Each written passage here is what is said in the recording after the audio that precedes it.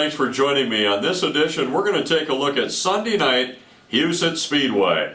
Well, race time, 7 p.m. sharp. We were right on the straight up top of the hour, and rain came in. A rain delay. It was just a light shower, but enough to make the track quite greasy. Those officials did not give up. They got some trucks out there, some push trucks, and had them going around working the surface in while the sprinkles were coming down. Once the rain stopped, they continued to work it.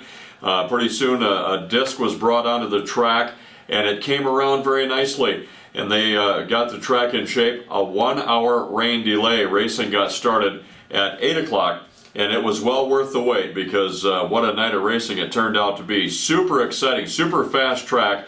The Outlaw Sprints put on a big show. 25-lap main event. Jody Rosenboom from Rock Rapids, Iowa, in the number 14 car, took the victory, held off a stellar field. And what an exciting night for him, or exciting week for him. He just welcomed a new baby boy earlier in the week, and of course he dedicated the win to his new son. Jody Rosenboom takes the victory, coming in ahead of Ian Madsen from Australia in the number 18 car, crossing in second. Logan Forler from Boise, Idaho came in third. Was Dusty Zomer, the Sioux Falls driver, coming in fourth. And Tim Kading from San Jose, California, finishing in fifth. That was in the Outlaw Sprints. In the Coffee Cup Fuel Stop IMCA Race Saver Sprints, Casey Abbas took over the lead on lap 4. The Lennox driver went on for his second win of the season in the number 17V. Also in action, the micro sprints. Now, the sponsor of the night, Seafoam Automotive Products, put up some additional money, $1,000 for the micro sprints. And a big field of cars came in to gun for that money.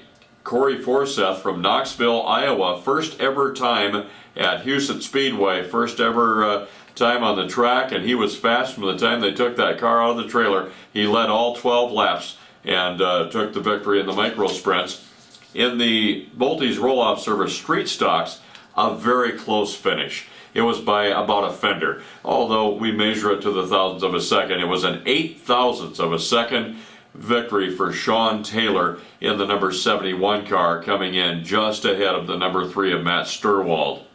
That was in the street stocks. And also on hand Sunday night, the hobby stocks. And Jim Bartman, what a night it was for him. The driver out of Colton getting his first ever win at Huset Speedway with the number 4 car, coming in ahead of the driver that had won the first 2 races, number 44, Chad Coonert, came in second.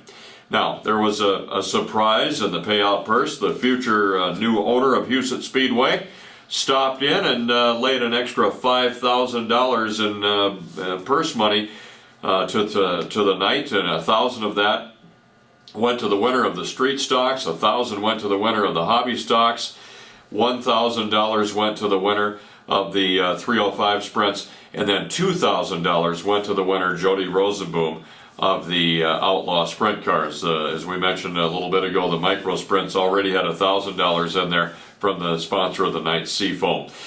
Be looking forward to upcoming Outside the Ovals this week. We're going to take a look at some World of Outlaw action and get set for the World of Outlaws, the greatest show on dirt, coming here to Huset Speedway this coming Sunday night. That'll be the 14th of June. Also, I had a chance to catch up with a driver that broke his back, broke a vertebrae, Terry McCarl, earlier this year. I talked with him, and we're going to have an update from Terry coming up here on one of our next Outside the Ovals. So be checking those out. For racing, Outside the Oval, that's where I live. I'm Mark Tassler.